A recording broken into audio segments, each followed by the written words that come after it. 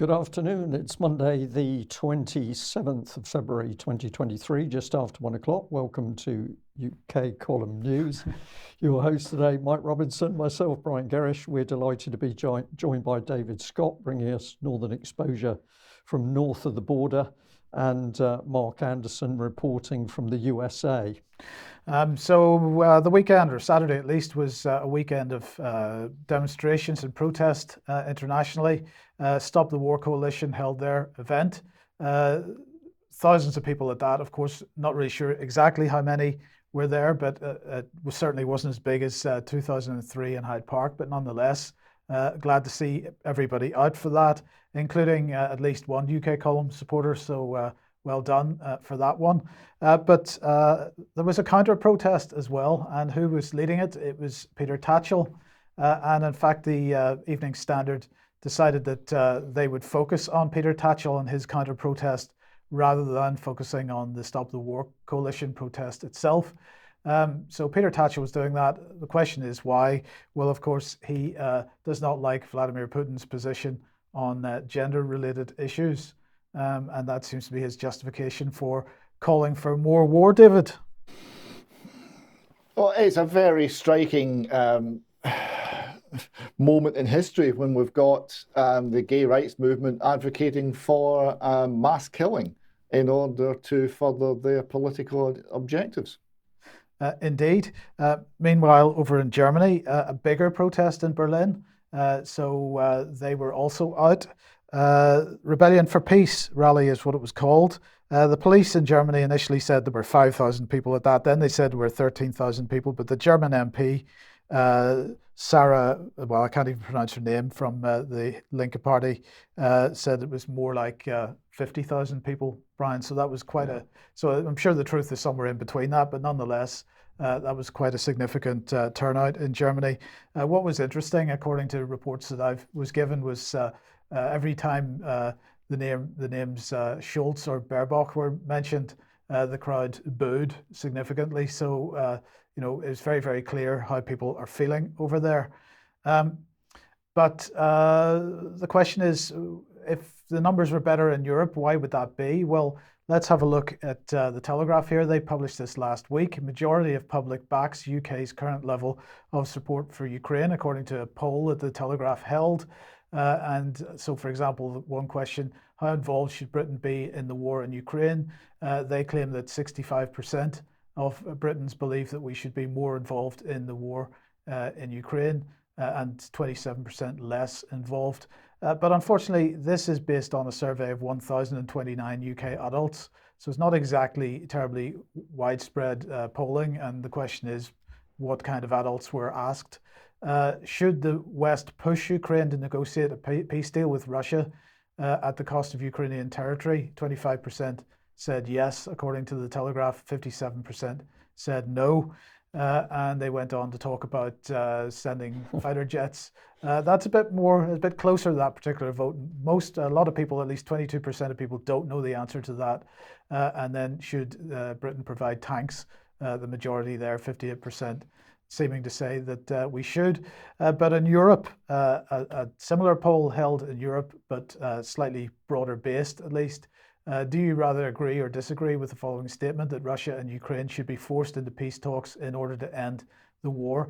Even in Latvia, Lithuania, and Estonia, the majority of people believe that there should be talks going on. And those three countries, of course, are the most anti-Russian within the EU. So that's perhaps explains a little bit why there's a bigger turnout in Germany than there is in the UK. Nonetheless, I'll just remind everybody, or let everybody know, on Wednesday this week at Buchanan Street Steps, 5:30 p.m.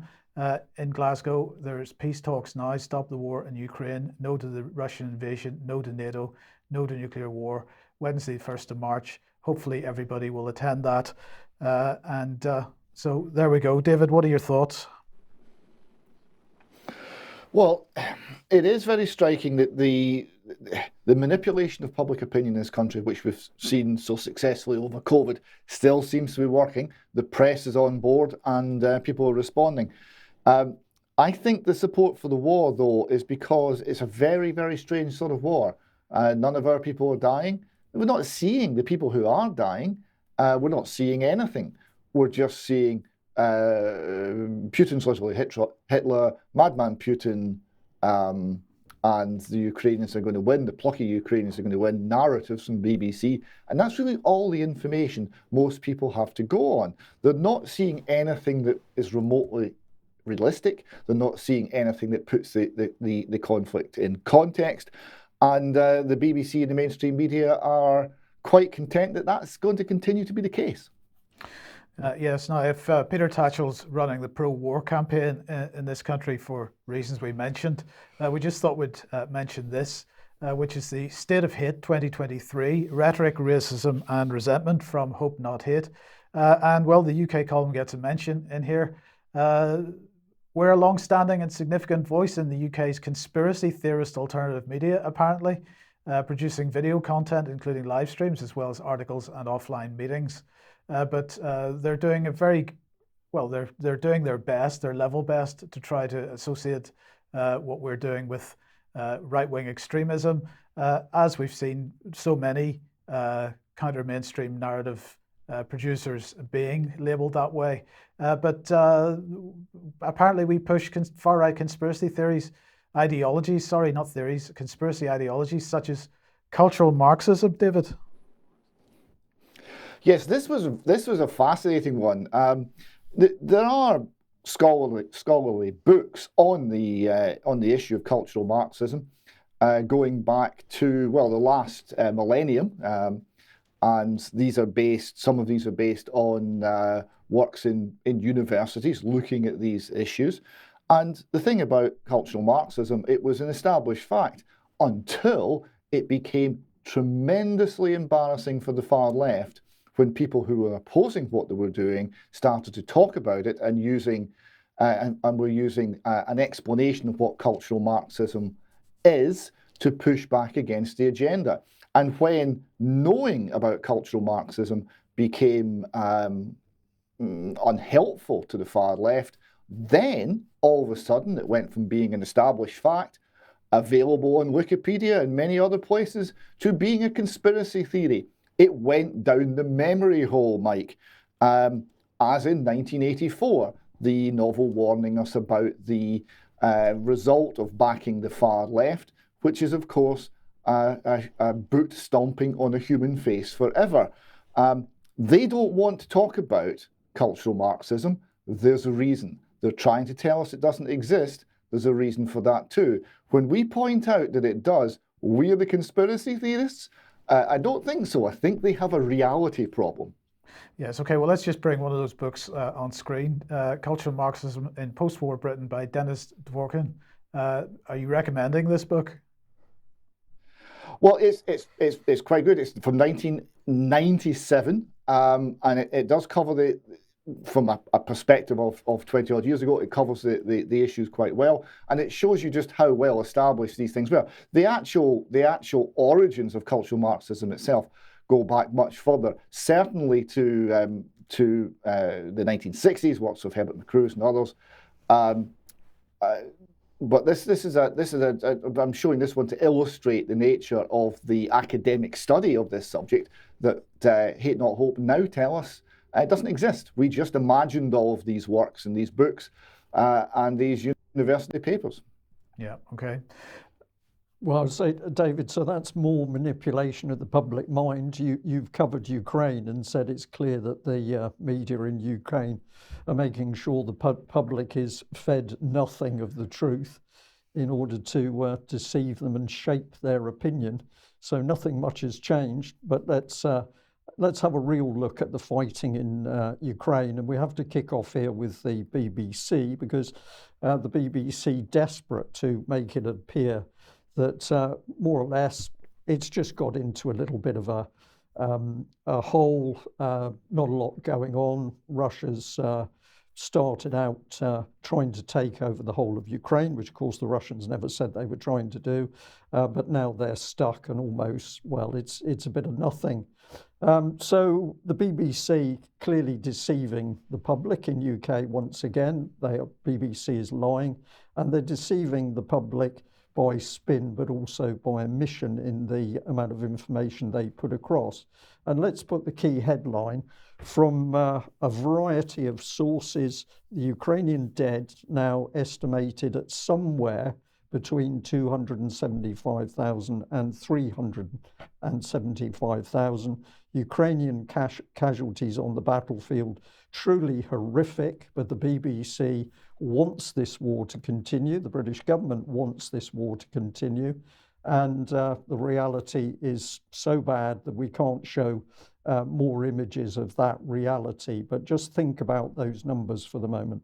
Well, this is the main issue on the battlefield, Bakhmut, the city which is strategically important because it's central to all the Ukrainian defences, but the BBC and Western media in general would have us believe that this city is of no consequence. But despite that, the Ukrainians continue to push troops in. They have withdrawn some key troops from Bakhmut as it gets encircled by the Russians, and the troops that have been pushed up to the front line increasingly conscripts with very little training. So that's the harsh reality. But over the last few days, the Russians' encirclement effort to the northwest of the city has progressed quite quickly, and it's clear the Russians are going for a major encirclement, not necessarily just Bakhmut itself. But none of this is appearing, of course, in the BBC, because it's within Bakhmut that the real tragedy is taking place. And I thought we would show you today some of the images which set out the real scale of destruction. So these are some general images of Bakhmut, and think about the scale of what you are seeing when the Ukrainians have put in so many thousands of troops that it's almost that each building has to be fought for. Russia is not going to take the casualties, so they're dealing with the problem by shelling from a distance, and hence we see this massive destruction across the front. This is a bird's eye view of Bakhmut, and you can see the scale of the attacks going on, and in the suburbs, the massive destruction of the building. What have we got going on here? This is fighting on a World War II scale, something else that the Western media doesn't want to talk about. So in this area, roughly 30 to 40,000 Ukrainian troops, not just in Bakhmut city itself, but in the area. Some of the battalions are losing or have lost 80% of their strength, and the life of a new Ukrainian recruit in this area is measured in hours. Remember that the British Army is only capable of putting 20,000, maybe 25,000 men into battle, and if they did so, they would run out of artillery and other ammunition for this sort of war in a matter of days or a couple of weeks, and that's been fully admitted by UK politicians and the Ministry of Defence in UK. So this is the sort of thing going on. Destruction on a truly horrific scale, and the Russians have unlimited artillery ammunition to do this, and they are going to shell all of the areas because they don't want to take casualties by moving up to fight house to house if they don't have to do it. Modern weapons coming onto the scene. I think what we're seeing here is the fire from a Russian Terminator. This is a very high rate of fire. It's one of their new armoured vehicles on the battlefield, and horrific destruction we can see in front of our eyes. This is a picture of Bakhmut as seen through the eyes of a Ukrainian soldier, destroyed armoured personnel carrier on the street. But you can see that this is fighting for every building. And of course, the damage that he is looking around and watching, you can hear his breathing. He's clearly very stressed as he's moving through this, but this has resulted in these huge casualties. So we've also got similar heavy fighting taking place in Ugledar to the southwest of Bakhmut. These are vast areas. The drone footage here once again shows the result of the shelling, and the utter destruction is very plain to see in the foreground. But also you're looking into a very flat horizon, and it's those open fields that still contain Ukrainian trenches, which the Russians are clearing with artillery and air power. And if we stay in Ugledar, one area is the Dacha area, which, if I remember correctly, is southeast of the main urban area. And here you can see the dashas have been destroyed one at a time. Well, in fact, in large numbers due to the shelling. A tank has just exploded in the bottom of the screen where the red arrow is, but this shows the sheer scale of the fighting.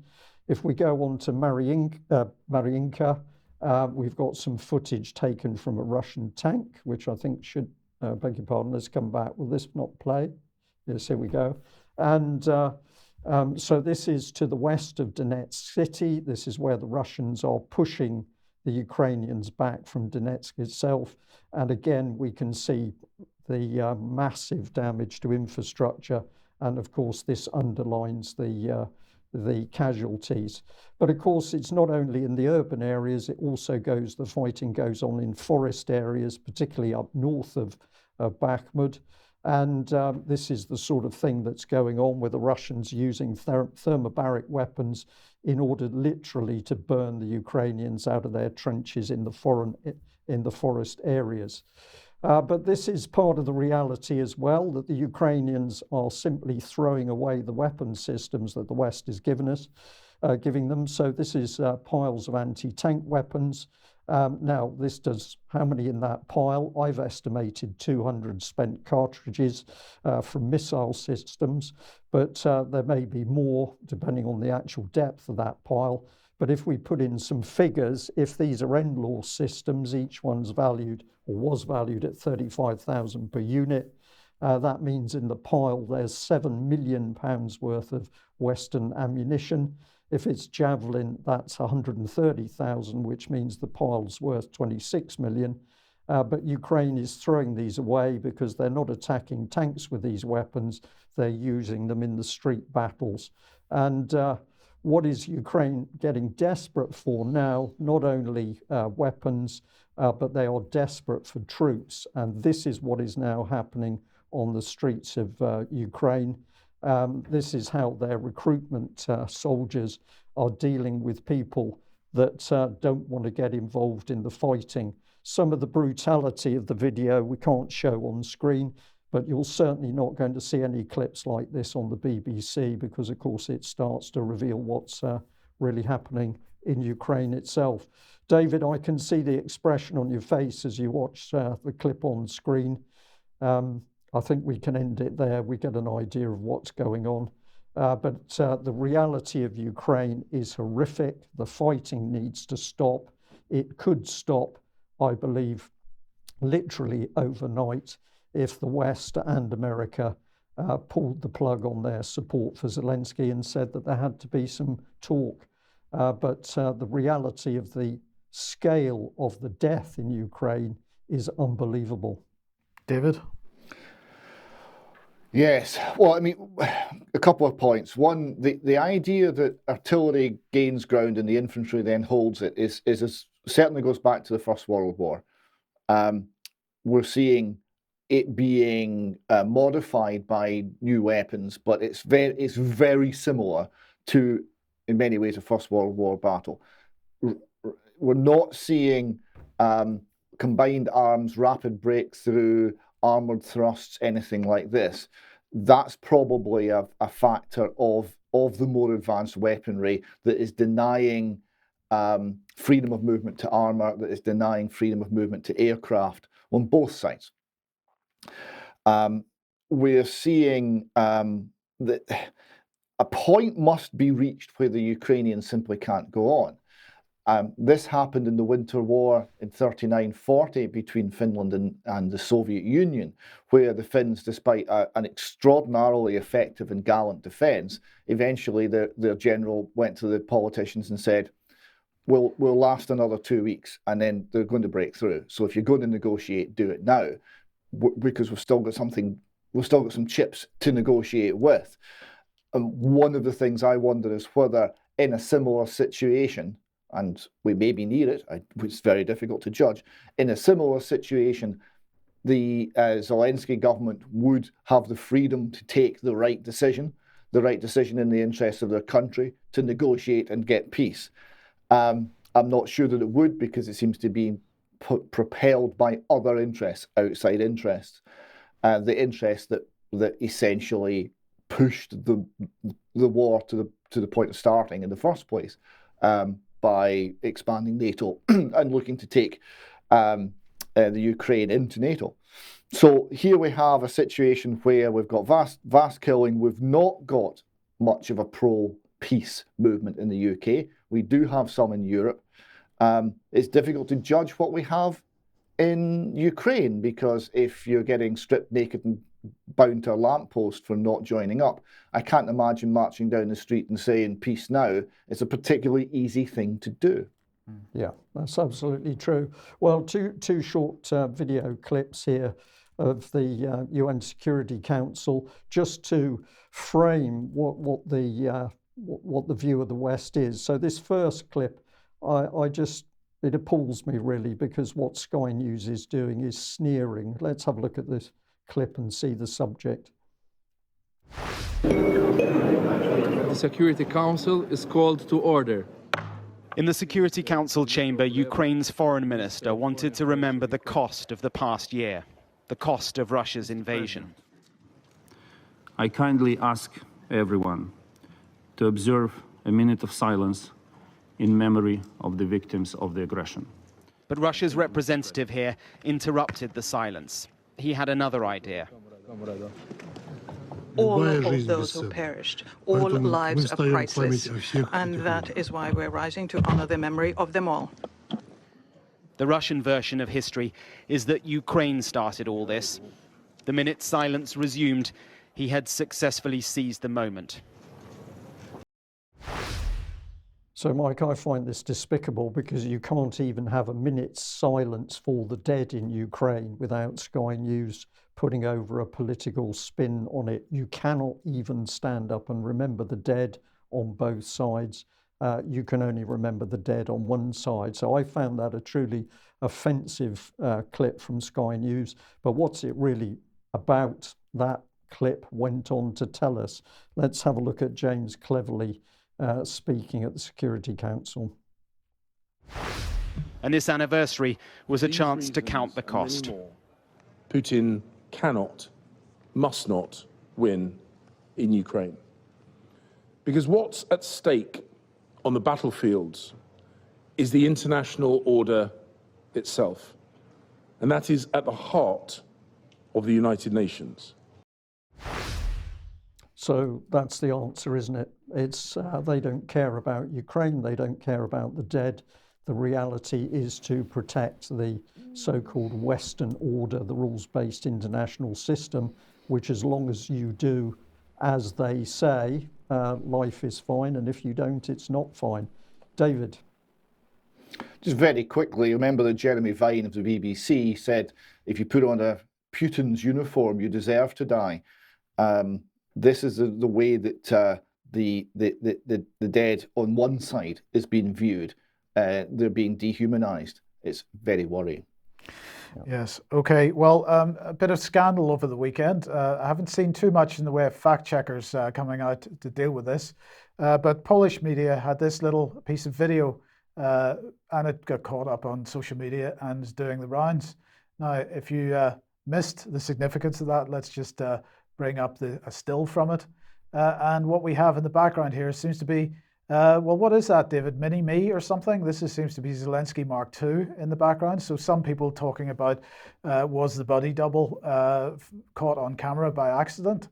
As I say, I haven't seen the fact checkers doing very much with this yet, but I just thought it was an interesting little data point for everybody to watch. Now, Brian...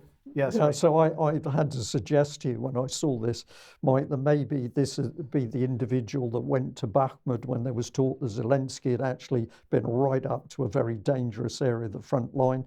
Did he go, or did he send a double?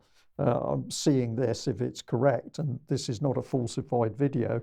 It seems to me quite... Well, it was what is on it? Polish mainstream media, Yeah. so whether it's falsified, I don't know. But, it's a bit ironic because, of course, Zelensky has been banging on for quite a long time now about Putin's body doubles. And in fact, he's even gone as far as to saying Putin's already dead from cancer and that he doesn't know who he would be negotiating with if he started talks with Putin, because as far as he's concerned, Putin is dead. So, it's all very interesting in a sense. Now, Brian showed the video a couple of seconds ago with the Ukrainian conscripts being lifted on the street or attached to poles on the side of the street. Let's just have a look at this. This, of course, is Ukrainians. What do we call them? Cadets. Well, yes, in inverted commas, in the UK, standing for a minute's silence on Friday for Ukraine. But the problem is that, according to social media posts, some of these guys are running away as quickly as they possibly can. They're deserting. So from the first recruitment of Ukrainians, according to one social media post I saw, a fifth of them have deserted. So apparently what happens when these guys come into the UK is that they have their passports taken away from them. They're given ID cards instead. They're taken onto secure military bases for their training. They're not allowed to leave those bases. But some of them are leaving nonetheless. Now, this, as I say, unconfirmed reports on social media, but perhaps this puts a little bit of context on it, because here is a reply, a response to a petition by Zelensky. It's in Ukrainian, so let's translate it.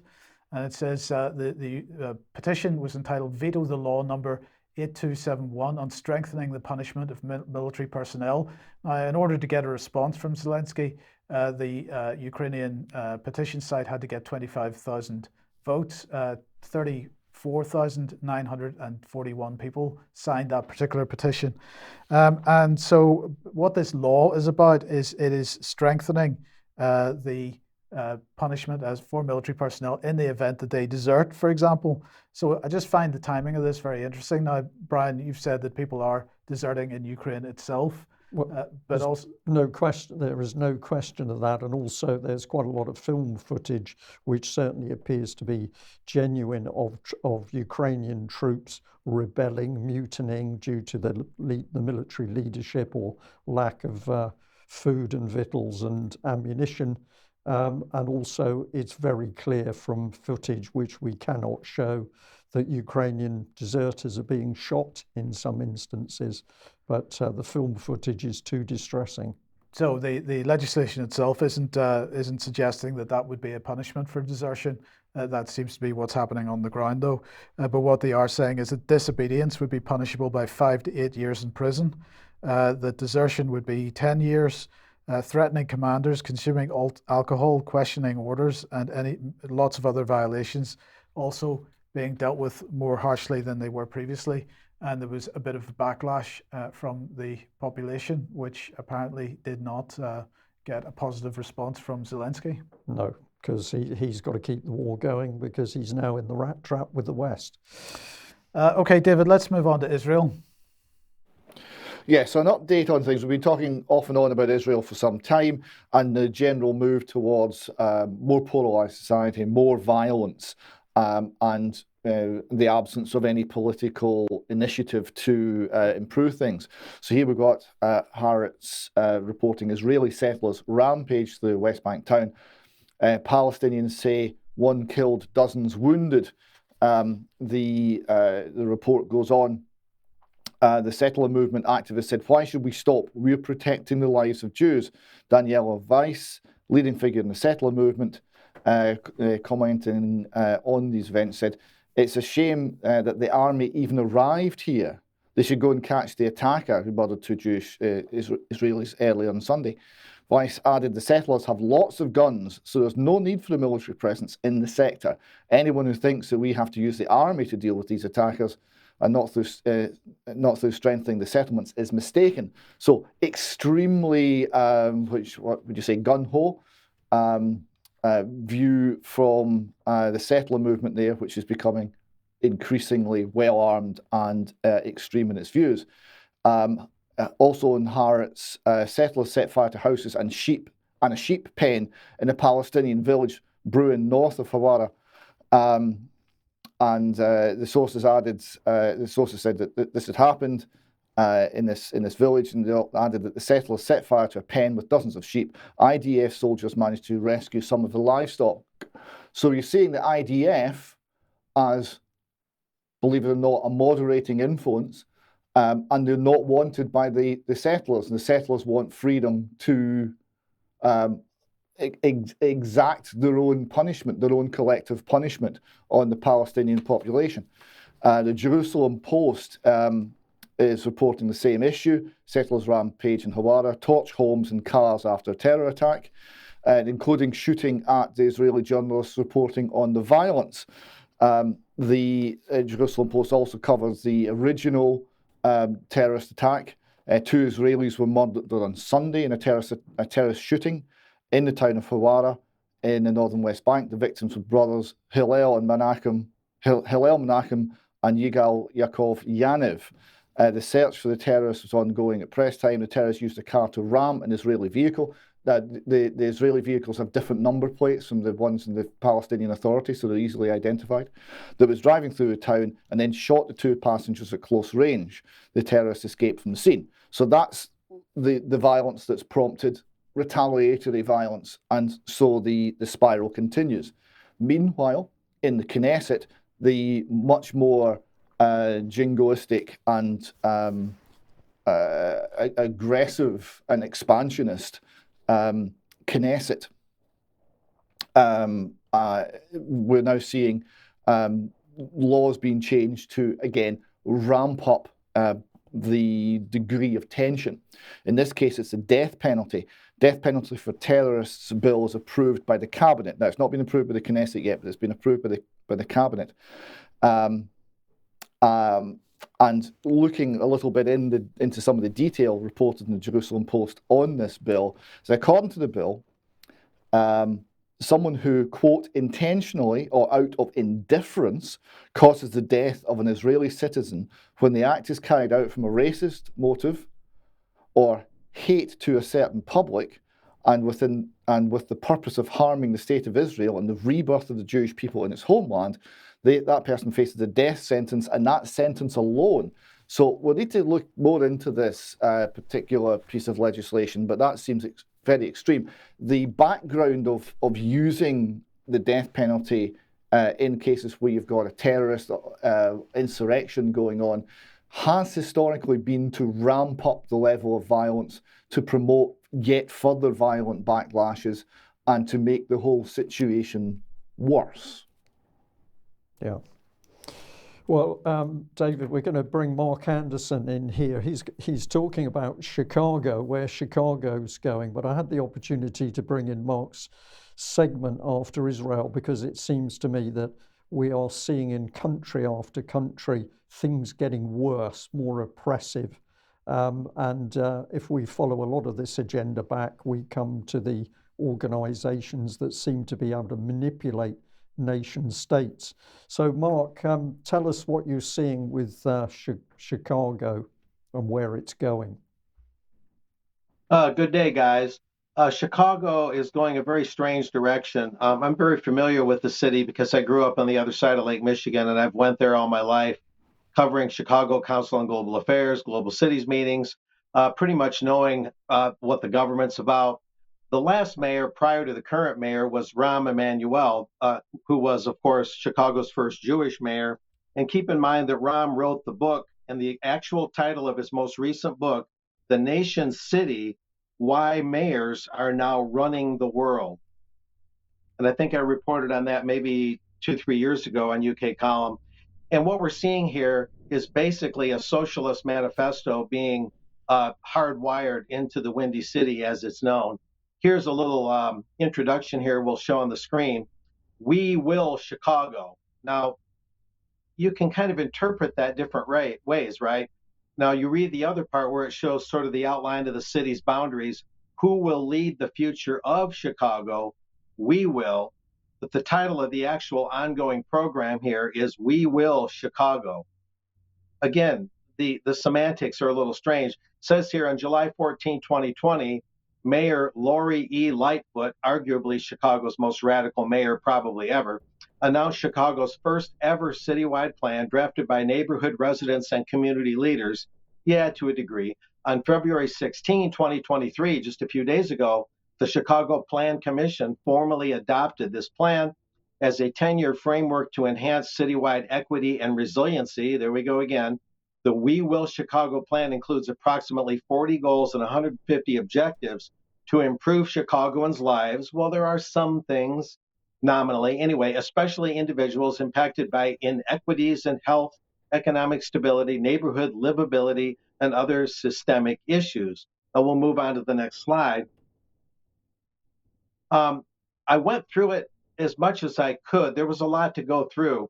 I noticed this one because I've seen this before. Notice the circled part.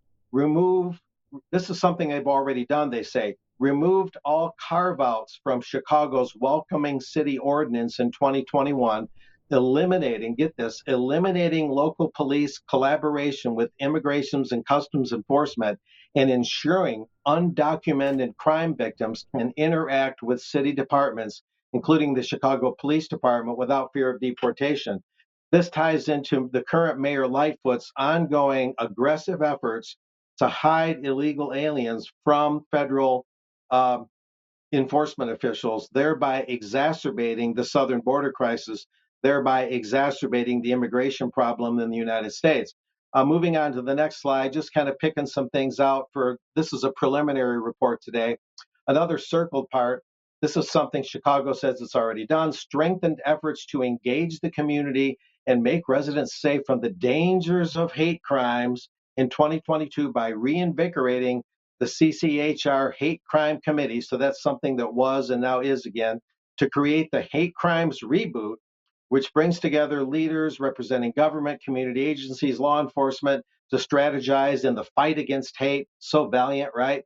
And then the other circled part launched the Senior Services Vaccination Navigator Program a couple years ago, providing direct outreach to over 13,000 older adults, informing and assisting them with home-based and nearby community vaccination opportunities. How magnificent of them to do that, right? How magnanimous. And then this is probably the last slide for today. I believe it is. We'll see here. Another circled part, launched Project Chicago 77. Another thing they say they've done, a citywide campaign to get Chicagoans in all 77 community areas vaccinated, kicked off Protect Chicago Plus, et cetera, et cetera. And it talks about vaccinations and things like that. But you go through this whole plan, and other than some rather agreeable things like let's have more local agriculture, more community gardens, let's shorten supply chains, have more nutritious food more readily at hand. And, you know, that's all good on a case-by-case basis. But what we're seeing here is a species of what the global cities people call glocalism, grassroots globalism or glocalism. And so they're on the hunt against hate crimes. They're making sure that no one is left out in terms of getting vaccinated as much as they can. And so it's something of a socialist straitjacket being put on Chicago, you know, aside from whatever miscellaneous individual ideas might be neutral or might be somewhat marginally helpful. But there'll be more to report on this, but this is basically being pitched as Chicago's way to get its house in order. There's a lot of violent crime going on right now. And I think some of this is for damage control in terms of publicity, but they want to keep things on track for their world-class global city designation. And this is just something that is kind of continuing Rahm Emanuel, the former mayor's version. And, you know, really also marginalizing what they call white people. That's probably the last thing I'll mention. There's so many things I read through, but all the assistance programs are for Hispanic and Black communities and illegal immigrants and minorities. There's all this talk that we often see that basically excludes people of European extraction, or what are euphemistically called white people. They evidently don't count in this master socialist plan to keep Chicago on its world-class city, global city trajectory. So what I'm seeing is a mixed bag in some areas, but it's pretty unsettling in most areas. But it's preliminary for now. There'll be much more down the road. Okay, Yep. thanks, Mark. Let's come back to the UK then. And well, of course, people starting to notice that shelves are empty of certain types of produce in the supermarkets. This is Farmers Weekly. Supermarkets blame poor foreign harvest for fruit and veg rationing. So the question is, who is to blame for the fruit and veg rationing that's been going on in UK supermarkets in the last couple of weeks and continues? Of course, when we have zero food security in this country and we're importing 60% of what we need, then if a foreign country has a bad harvest and they need the food for themselves, of course, we're not going to get it.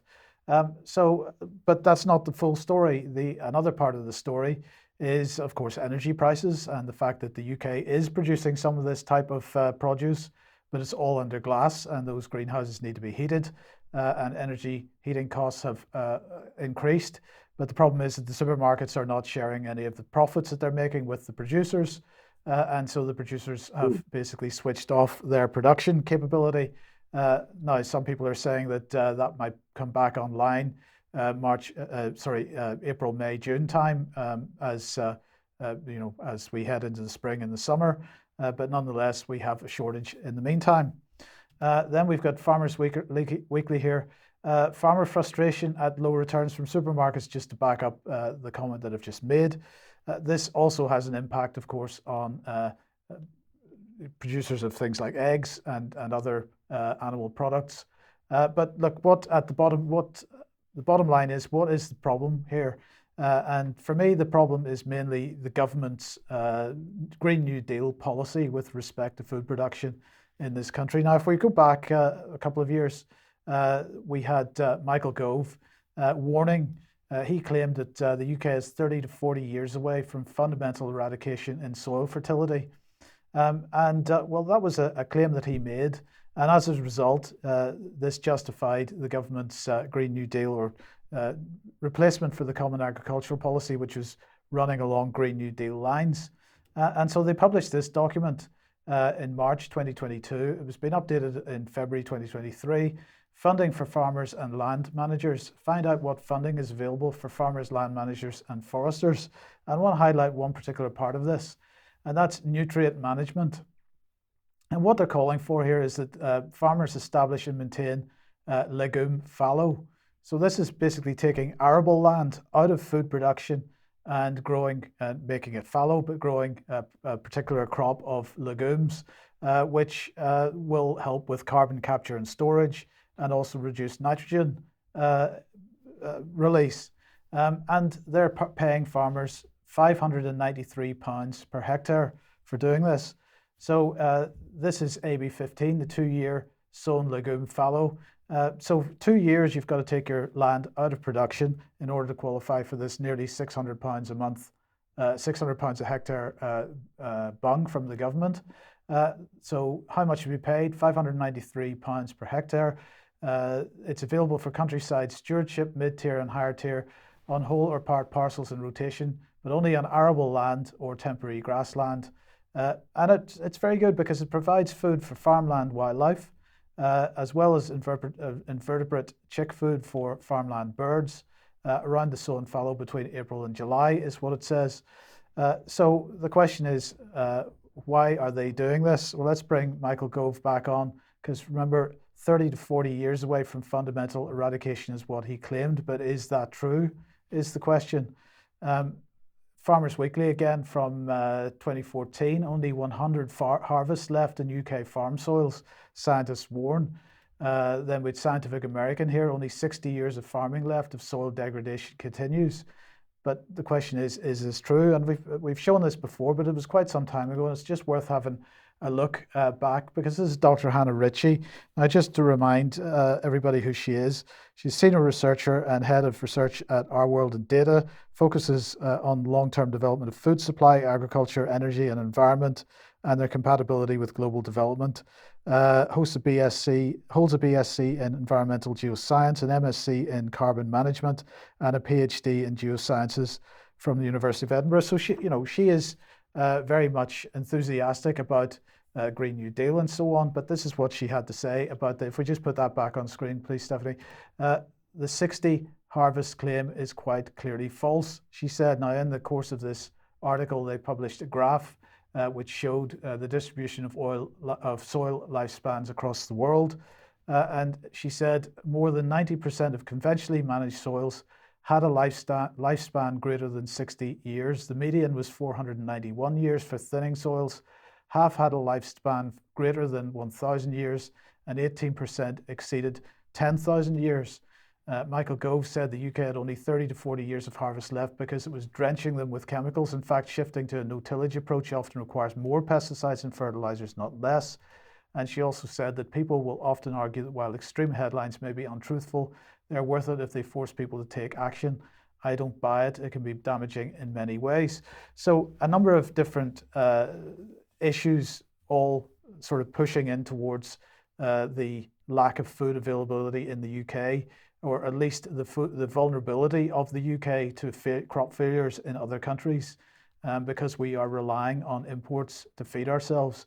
And in fact, just so as we understand the situation, if anybody watching this is vegan, it's not 60% of your food supply which is imported. It's more like 80 to 90% of your food which is imported. So, you know, David, this demonstrates the irrationality of the entire policy, but it's having a direct impact on the cost of food on people's plates, and in fact, the ability of farmers to produce food. And just to put a little bit, just one final point on this, that 500 and that nearly 600 pounds a hectare for the farmers to plant some seeds and then do nothing for 2 years, that would produce for the average farm double the profit of, say, for example, growing wheat, where the cost of fertilizer is so high at the moment that there's very little profit to be had in it. So not sure what your thoughts are, David. Well, I think you made the point extremely well. What we're seeing is perverse incentives. We're incentivizing farmers not to farm. But this is a reflection of the inspiration behind this policy, because it's the Green New Deal. In the original New Deal during the Great Depression, the American government was buying up and destroying food in order to artificially support farm prices at the point where Americans were starving. And this was called progressive politics. It hasn't changed much. Indeed. Well, I don't often encourage people to read The Guardian, but this article caught my eye and I find it fascinating. So here we are with a very interesting graphic that goes with it. Not quite sure the significance of that, but the main headline is Labour dreams of a slightly better Britain, but a truly great country is within reach. I've lived there, Nazreen Malik. Now, what is interesting about this article is if you read it, and I'm going to encourage our viewers and listeners to do that, it seems to me that we've got a lady she's been in the UK for about 30 years now, from the early 1990s, I think she said in the article, and she's clearly struggling with what she sees. There's no doubt that she can see things are wrong in the country, but what she's picking up on is, well, we've got Labour in the wings speaking, but can we really trust them? And are they really going to solve the problems? And why is it that when we speak out about problems, we get shut down? But the irony is, of course, The Guardian is one of the classic newspapers for shutting down anybody who's got an alternative opinion about what's going wrong in government.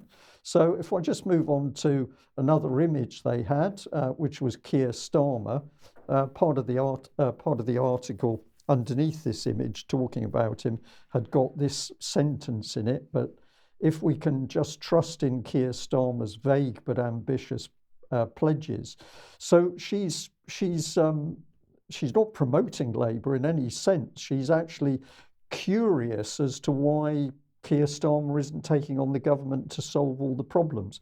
So where I'm getting to with this is that this quite experienced journalist, I think, is really struggling to understand what's going on around her. She knows there's chaos and breakdown and madness, but she just can't seem to pin down why nobody's commenting on it. But she works for a newspaper that has consistently shut down people warning something's not right. So this is her final paragraph in the article. Make of it what you will. Perhaps I have let what was simply a formative personal experience inform my politics too much. Perhaps my good fortune was down to luck and privilege rather than the bountifulness I attribute it to, but I can't shake the feeling that if I'd arrived in the UK in more recent times, I would not be here writing these words you're reading, telling you that it's all right to have hope, that to have hope for a country, despite all instructions to submit to what we cannot change, is to love it. So by the end of the article, she doesn't know what to do about the problems, but simply sit there and hope that things get better. I'm not sure whether I've made my case on this one, but I think we're now starting to see journalists, I'm sure she's not alone, puzzled at what they can clearly identify as a breakdown in UK, but they have no clue what to do about it because they have themselves stifled the free speech which would produce the debate to produce the turnaround. Okay, let's move on. If you like what the UK Column does, you'd like to support us, please head over to community.ukcolumn.org. Your membership would be very much appreciated, much needed. You can pick something up at the UK Column shop, but please do make sure you share anything that you find on the various platforms or in fact on the UK Column website. So where does that take us? David, a quick advertisement for the Fernethi conference videos. Yes, Fernethi conference proceedings are now up on our website. You see here the still with two of the brave Fernethi ladies who were speaking at that event. The next slide shows the text we've got going with it. I'll just quote a couple of pieces. Ignored and shunned by those in authority, those whose duty it is to address what happened, the Fernethi ladies came together in a conference to share and discuss what they endured, who was responsible, and what needs to be done to address the harm caused to them in their innocent youth. And I point out that Fernethi House is one of the biggest scandals in the UK since its abusive regime was in place from the day it opened, that's 1961, and continued for 30 years. Thousands of girls attended every year, and the total number of lives scarred by the experience is unknown. The toll could amount to tens of thousands of little Glaswegian girls. They deserve to be heard. Also up on the website, a long but really high quality piece by Terry Boardman, Ukrainian policy in the Donbass. Is it fair to call it genocide? This was a writing assignment that we suggested to see if this charge could be substantiated.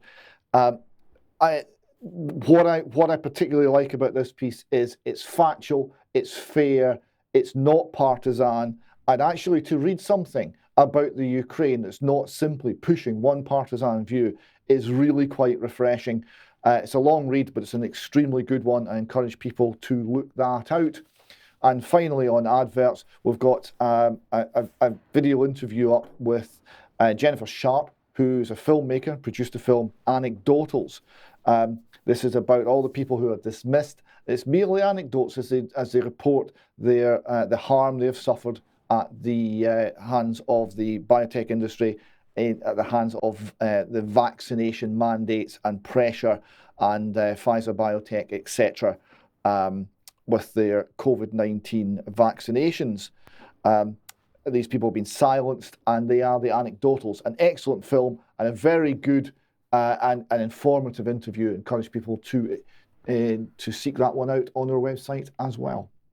Okay, and just a final reminder then, because on Wednesday is the closing date for the UK government's consultation on digital ID.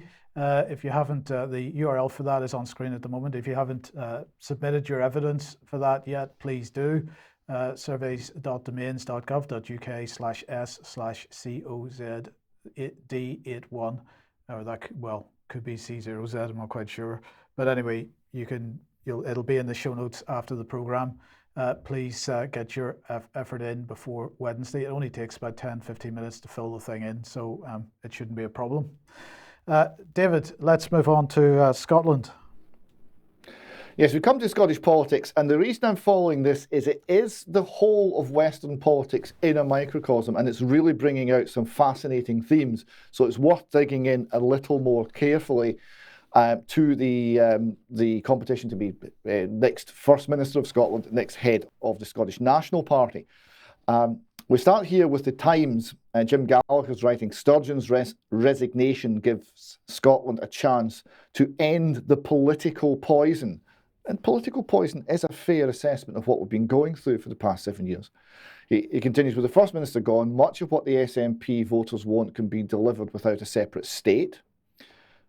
That one we might discuss in extra time. And he points out the trio of Salmon, Sturgeon and Swinney dominated Scottish politics since 2007. A quarter of a century on, that project has ground to a halt because of intransigence, not, as Sturgeon would have it, of Westminster, but of the voters. So he then talks about the resignation speech, as somewhat self-serving resignation speech from Nicola Sturgeon, but then concludes that nevertheless two admissions stand out. First, acknowledging that our de facto referendum plan was dead in the water, which is an important point, and second, calling for the depolarisation of Scottish politics. This will have raised a whole laugh from many, because essentially polarisation of Scottish politics has been our stock in trade this last 7 years. And he concludes, last week was the petering out of the nationalist project. Sturgeon's dream is dying, and a new one is coming to birth, but it may not be her party that brings it to the world. So we might comment that also in extra time. Now, the Telegraph, Tom Harris in the Telegraph, is also looking at the broad sweep of things here. And he says this leadership election could finish the SNP for good. And he points out that the contest is in danger of becoming a microcosm of the culture wars. Well, it's not in danger. It absolutely is a microcosm of the culture wars. That's precisely what we're looking at here. So we'll look briefly at each of the three contenders.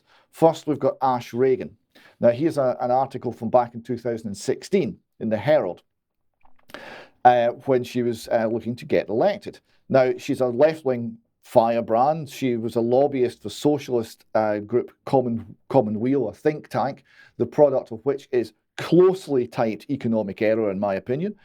And their motto is all of us first. And if you're thinking, wait a minute, all of us first is the same functionally as all of us last, then you're starting to understand a little bit about socialism.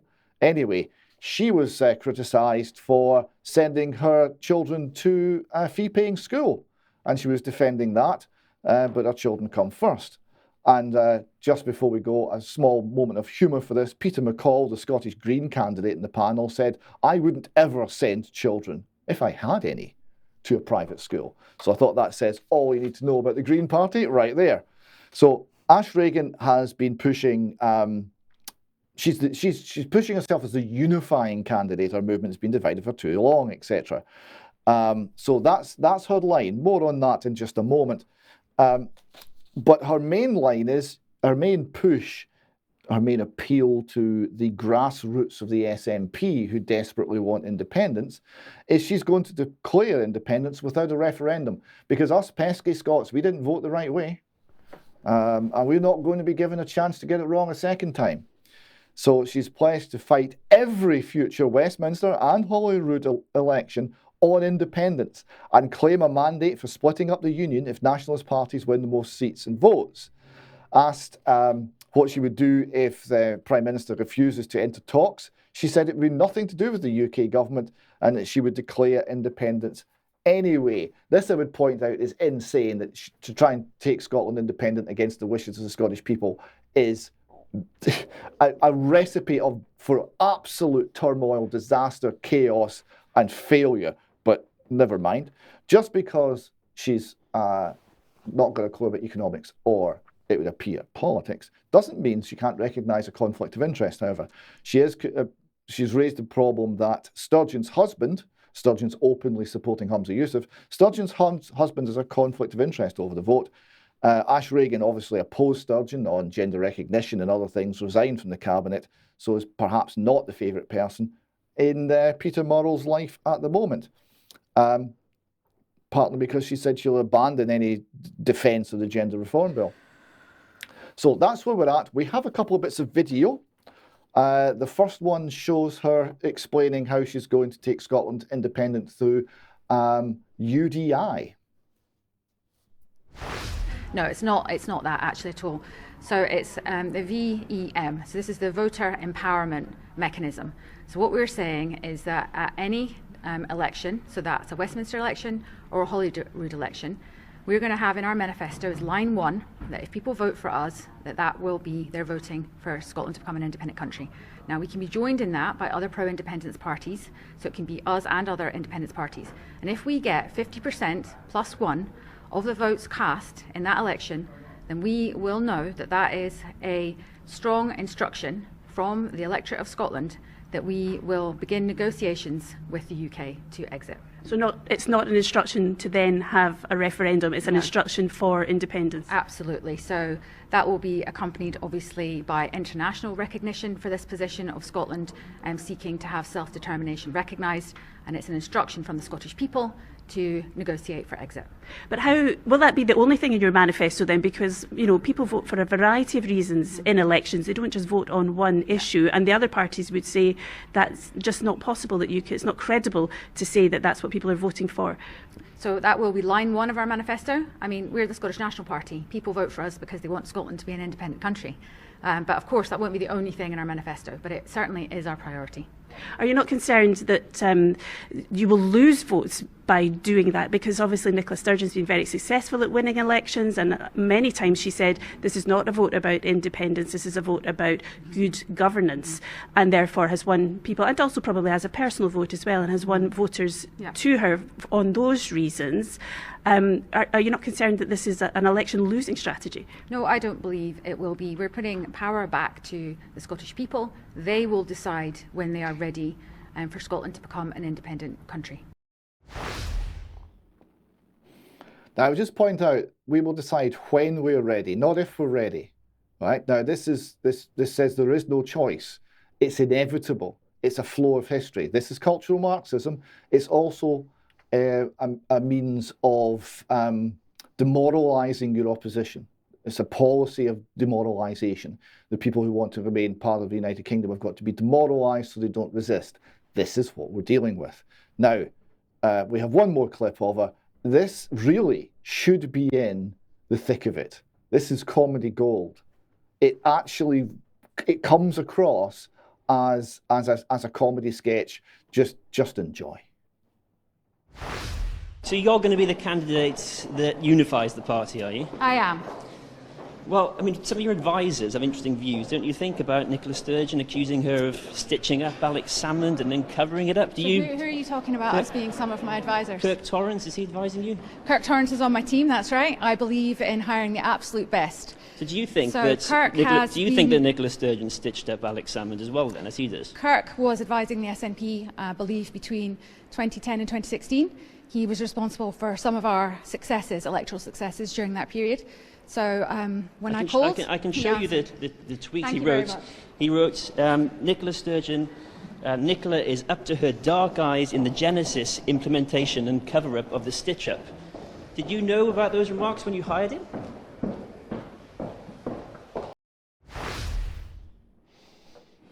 Wasn't that lovely? Before we go on to Hamza, any comments on Ash, gentlemen? Well, I have one, David. I was fascinated, I am fascinated by her accent, which appears to be, well... Not Scottish. Could you tell us more before I declare what I pick up? Well, with her actually, accent? that's an interesting point, Brian. You see, she was born in Glasgow in what we call in Glasgow a mixed marriage, right? So her mum was Protestant and her dad was Catholic. So that was an interesting start. But she then lived in, I think, Biggar in Scotland and then Cumbria. And then I think her formative years was spent down with you in Devon. Well, I just picked up, actually, I think the base accent is English, and she's had to do a bit of work to try and get the Scottish accent back, enable her to do the job, because she was struggling to appear Scottish there, but maybe I got it wrong. I don't think you did. Otherwise, the UK column audience, or at least some of them, have suggested that she was well scrubbed up and well turned out. So that was very good, apart from the Russian T-shirt. Definitely a blue and white striped T-shirt she had on. Well, I'm not saying she's not an improvement on Nicola Sturgeon, don't get me wrong. From that, we go to something that is maybe not so much an improvement on Nicola Sturgeon. Hamza Yusuf. So the Telegraph here reports Hamza suggests SNP rival Kate Forbes thinks gay marriage is inferior. And he says that the Scots leaders should share their values of the nation. In a barbed comment on his opponent's beliefs, Mr. Youssef said he wanted gay Scots to look at me and have faith that I will be someone who would not think their marriage is somehow inferior to mine. Okay, so we're clear, we're positive about gay marriage. And it transpires that's not quite true either, because Scottish Daily Express reported that SNP leadership front runner Humza Yousaf arranged a meeting at the same time as the vote on gay marriage in Holyrood so he wouldn't have to attend. He denied it, but Alex Neil, who supplied the information, former cabinet minister, he confirmed that Humza had come to them, and it was Alex Salmond in those days, and asked to be excused from the vote because of the amount of pressure he was getting from the mosque. And he booked a meeting, so he had backup if he didn't get permission to excuse himself, which he didn't. He went to the meeting instead and didn't attend the vote. He denied that again, but Mr. Neil was unrepentant. He tweeted, "It's not true. Humza deliberately skipped this vote. He can deny it all he wants, but he's not being honest about this, and he knows it." And Alex Neil has since come up and said he's got lots of witnesses to all of this and can prove every word that he says. Now, quick moment of comedy here. The Times reports, opposition scared of Humza Yousaf, claims Nicola Sturgeon. Yes. We're scared of Humza Yousaf because of his fascist tendencies and his very, very extreme political positions on almost everything. He's very much in the woke authoritarian left-wing mould. But the opposition are not scared of him. The opposition want Humza in charge of the SNP because they know he'll wreck it. The National chose that photograph. I'm not sure if the National entirely behind him. The National says, Humza Yousaf says only he can keep the SNP in majority government. This bit's true. Humza said he's the only candidate running in Scotland's for Scotland's next First Minister who can ensure that the SNP's power-sharing deal with the very left-wing, very radical Greens continues, warning his rivals would take the party back to minority government. That, I think, is accurate. Now, we've got one or two other things which may be accurate in a video of Humza, which we can see now. What I'm saying is it has to be a sustained majority, and we don't have that. I'll be the first to admit that we'll have a poll that will come out one day putting us at 53%, and even hours later at 45%. I mean, there is just not that. We have to have a sustained, settled will for in support for independence. What I would say, not there yet. But my point is, it's not instant. Your activists want it now, and it's not going to happen. Of course, I would want independence yesterday. Given it's a long the damage that Tory austerity has caused to the people of Scotland. It's not an instant process. I'm not disagreeing with you. It would be anybody that comes to this campaign and has a ruse cooked up in the oven that suggests that we can get independence tomorrow, I'm afraid is not being honest with the party membership or indeed the public, because such a route does not exist. Well, the route does exist. It's the Section 30 order. It's the gold standard in 2014.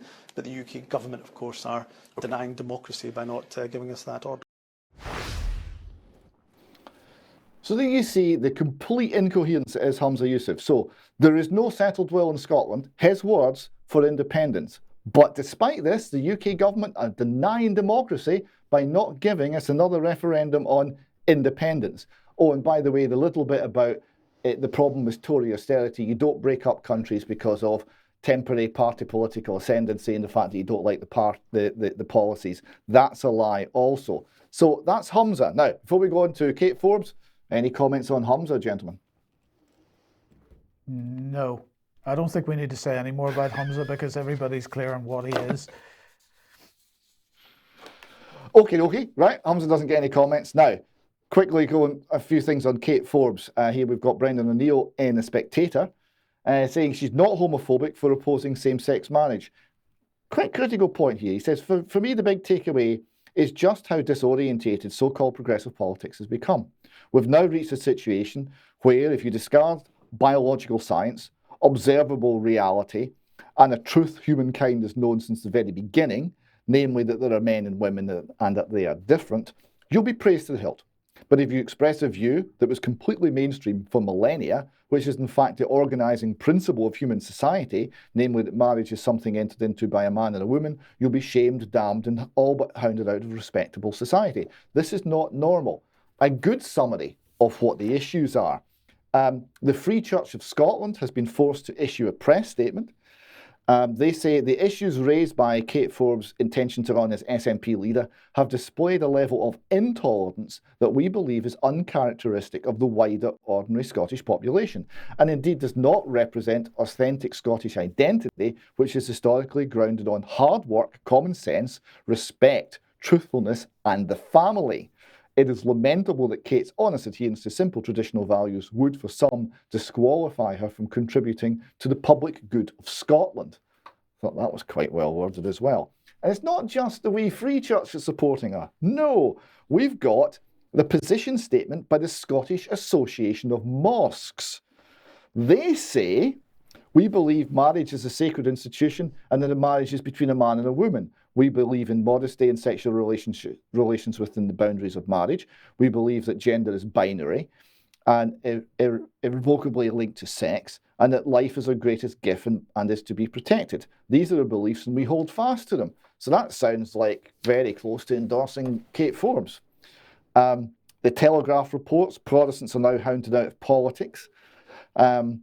And they're wondering why she's actually put herself through this. They ask a question. So why did Kate Forbes do it? After years in Parliament, she will have been aware of the reaction to an MSP who declared their opposition to gay marriage, let alone premarital sex. Yet she did so anyway, immediately, almost proudly.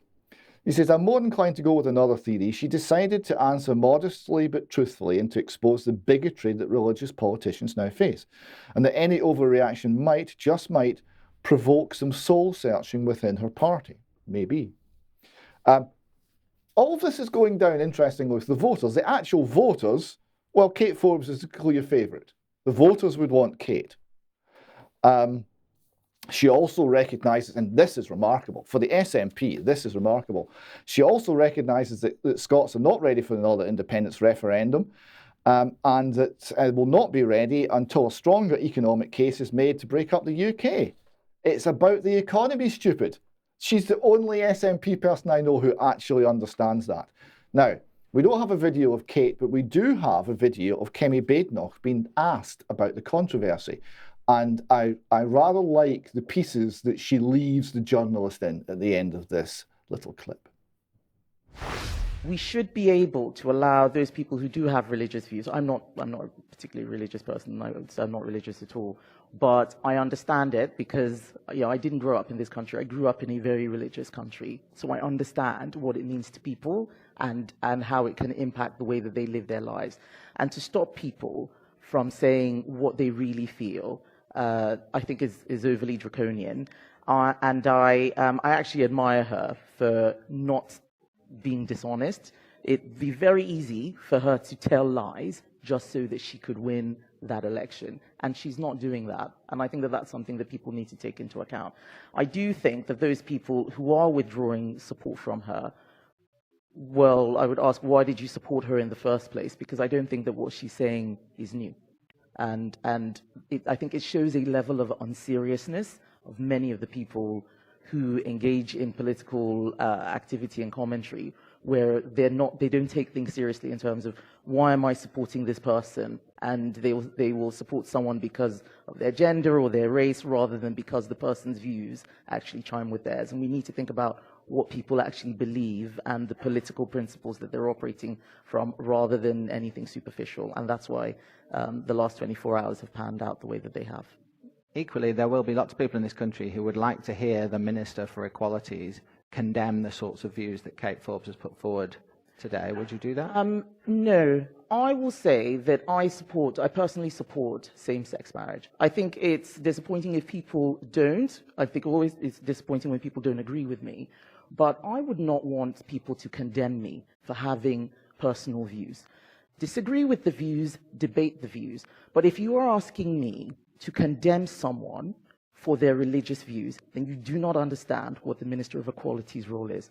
I am the guardian of the Equality Act. Freedom of religion is one of the protected characteristics. To ask me to criticize someone for their religious beliefs when I'm supposed to be safeguarding it shows that those people don't understand equality. What they want is to use the Equality Act as a sword to fight their own personal battles rather than as a shield to prevent others from discrimination. So no. So there we go. A government minister who actually has read the Act and is on top of her brief.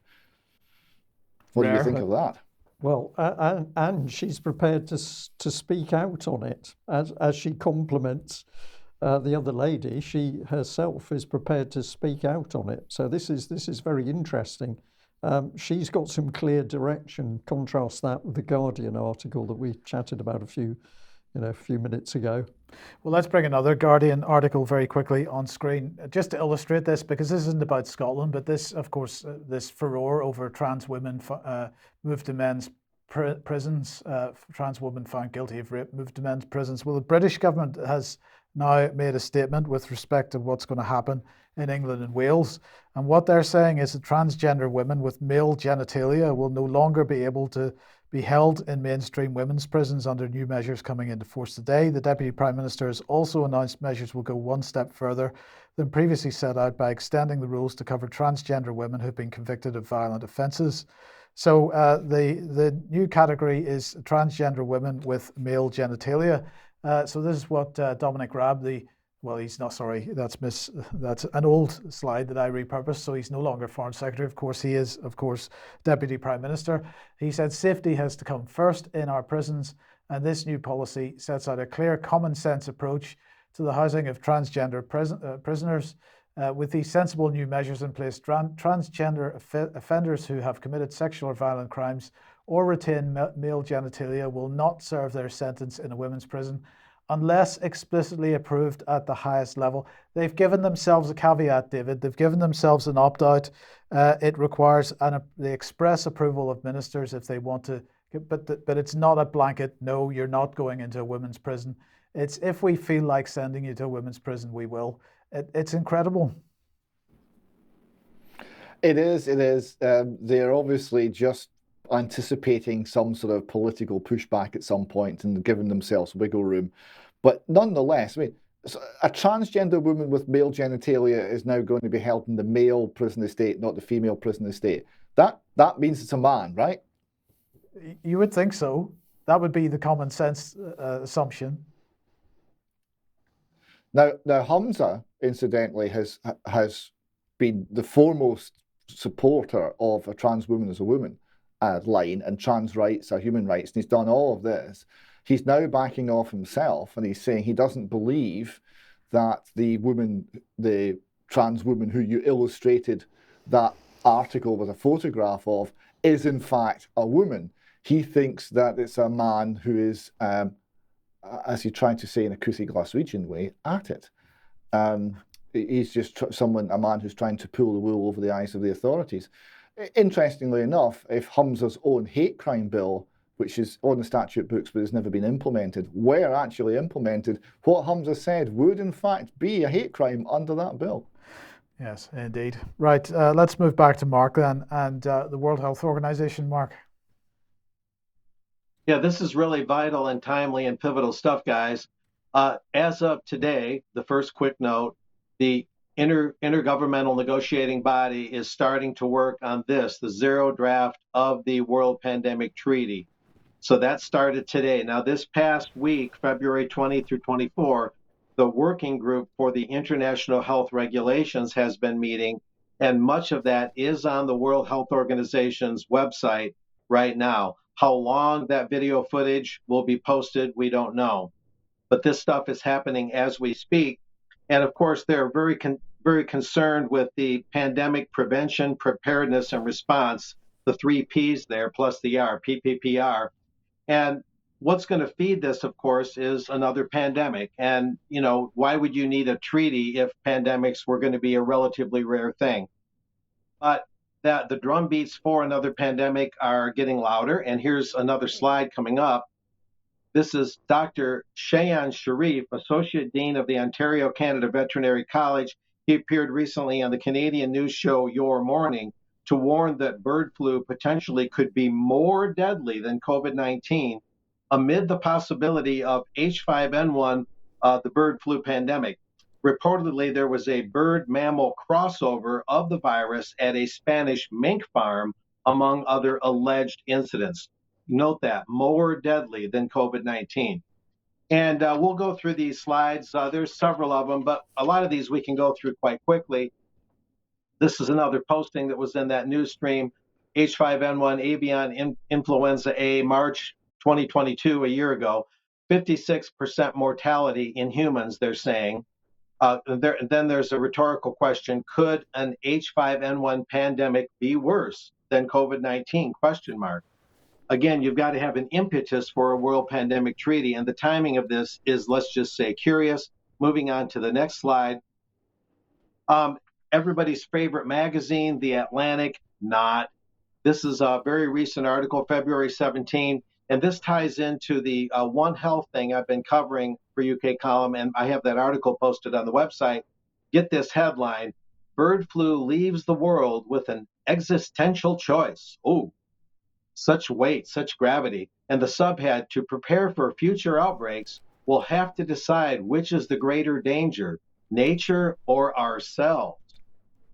Now that is quite ominous sounding. And here's just a little bit from that Atlantic article. Let's go moving on to the next slide. Here we are. After 3 bleak years, the coronavirus pandemic is finally drawing to a close, but pandemics as a general threat, very much are not drawing to a close.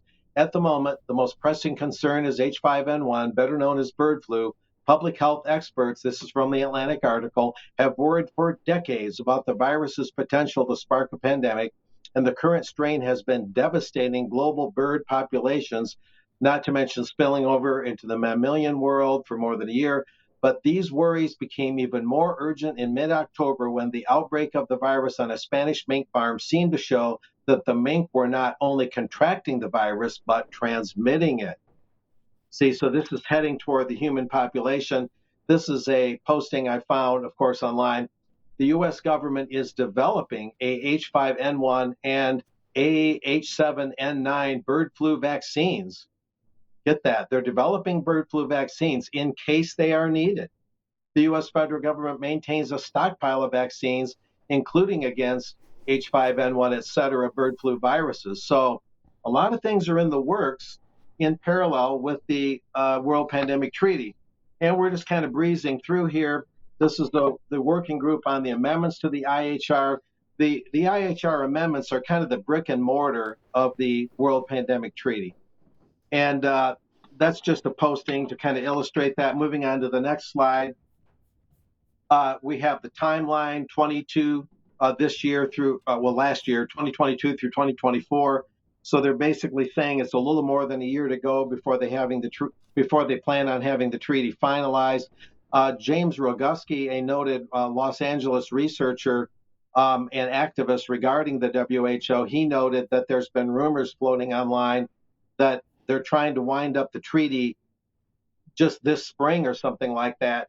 And he believes that's a false report where people who are investigating this, like myself, would take the bait, and then we would report erroneously that they're going to wind up the treaty really quickly and do it right under our noses. He doesn't buy that. He believes that the timeline we're seeing here is correct, and that that's an urban legend, that they're going to wind up the treaty right away. But anyway, there's some noted things on here. We have, this is a good slide here. In September of this year, the Regional Committee for the Americas is supposed to be doing their thing. And then in October of this year, the Regional Committee for Europe is going to enact their actions regarding the IHR and World Pandemic Treaty. And then May 2024, you'll see at the bottom of this slide with white letters on black, at the 77th World Health Assembly, that's when they plan on finalizing the treaty. And of course, the intergovernmental negotiating body is sort of a subset of the World Health Assembly, representing 194 member nation states of the WHO. Here it's just a clarifying point on the next slide. Update on the timeline. for the working group on amendments to the IHR International Health Regulations and the working group's coordination with the intergovernmental negotiating body to draft and negotiate a WHO convention, agreement, or other international instrument for pandemic prevention, preparedness, response. You'll notice they say convention, agreement, other international instrument. They tend to shy away from the word treaty, which itself, in my opinion, is a little bit curious. But moving on, not taking too long on any one item, proposed modalities of engagement for relevant stakeholders. What's interesting here is the relevant stakeholders all tend to be, by and large, United Nations or United Nations groups. You have here on this slide, in accordance with its method of work, the Working Group on Amendments to the International Health Regulations may, to the extent it so decides and in accordance with the relevant rules of procedure, etc., seek the participation of the following entities in its work: representatives of the organizations of the UN system and other intergovernmental organizations with which the WHO has established effective relations, observers, ill-defined, just one word, observers, representatives of non-state actors in official relations with the WHO, etc. So basically, the stakeholders, according to the WHO, are largely the UN and UN-related groups. In this slide that's coming up, we show a listing. Some of these are the International Monetary Fund, the World Bank, the World Trade Organization, and other UN agencies as being chief stakeholders for the working group on the health regulations. So the stakeholders aren't exactly the people, is what I'm pointing out here. To the extent it refers to the people at all, it's a very vague reference. And here we have other stakeholders, as decided by the working group, invited to provide inputs to the working group, etc.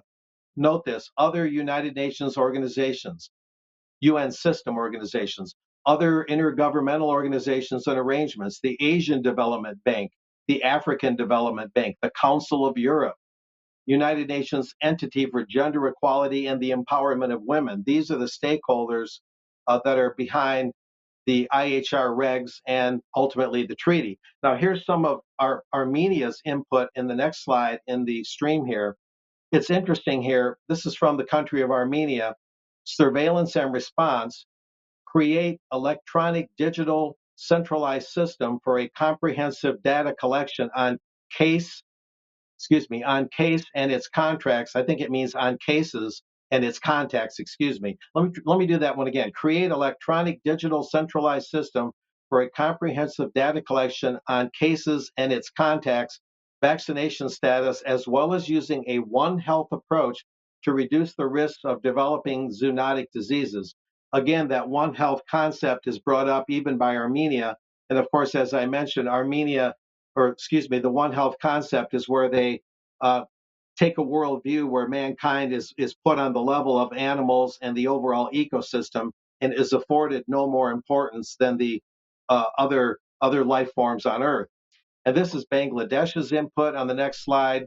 Again, kind of pushing toward how individual nation states are going to be marginalized in their autonomy. It says here, COVID-19 pandemic has manifested that the fate of the global community is intertwined, as the health of the people of individual countries cannot be secured in an isolated manner, et cetera, et cetera. Chipping away at the idea of national autonomy. Moving on from there, we have the table of contents, and this just shows who's involved so far with the IHR amendments. It does not list the UK at this point. Armenia, Bangladesh, Brazil, Czech Republic, Eswatini, boy, I hope I'm not butchering that, India, Indonesia, Malaysia, Namibia, New Zealand, Republic of Korea, the Russian Federation, curious, Switzerland, United States of America, and Uruguay. These are the ones that are mainly involved in the IHR amendments right now. Moving on from there, Mark, have Mark, I wonder whether but maybe you'd want to, maybe give me some input at this point. There you go. Mark, thank you very much for that. This is a very important topic, and I think you've hit the nail on the head that what we're seeing are these, they are globalist plans. On one hand, they're talking about the sovereignty of the nation state. On the other hand, you're going to do as these people say as they bring this agenda in. I think to do this justice, could we invite you to follow on from this initial report in another UK column news? It's just we are really up on the stops for time. But I want to emphasise that I'm absolutely aware how important this is, because we are seeing this as very well-defined globalist control over each and every nation state. Let me just mention, Brian, the one important thing. When you go through the U.S. contributions to the IHR on this, we don't need to show more slides if you don't want to. I can just verbalize it. There's different references. Just to name an example, little phrases like taking into account the views of the state party concerned, phrases like that are being edited out of the text of the health regulations. So various references to state parties having input or having the ability to delay a meeting, all those kind of things are being edited out. It's very surgical. And so while there is lip service to national autonomy and the autonomy of counties and states and subnational components within governments like that of the US, there's lip service to that. But again, there's a lot of this surgical removal of places where individual nation states can have more input or throw their weight around a little more. A lot of that is being cut back and eliminated as we speak. I think that's the most important takeaway at least for today, given some of the time constraints. Okay, excellent. Thank you very much, Mark. And I know one of the things that you were going to mention is that if viewers, listeners go to the UK column website, you can have a look for the James Roguski interview with Debbie. And this is on the theme, and there's a lot of important information in this. But what we're warning about is not only the whole so-called health control aspect, but how this is taking power away from the nation state. And I'll just throw a little rock into the pond, because of course on the 6th of May we've got the coronation of the King, and people are already starting to point out that Charles has been spending a lot of time working with these sorts of agencies, although his priority is supposed to be looking after the sovereign state of the United Kingdom. So we'll see how that develops. But Mark, thank you very much for that. Back in a couple of minutes for some extra. Okay, and a big thank you to everybody who's watching, and thank you very much for people who've made themselves known to us, UK column, wherever we've been in the country. It's very apparent that we clearly are getting more and more viewers, so thank you for that. We'll be back shortly. Bye-bye. Okay, bye-bye.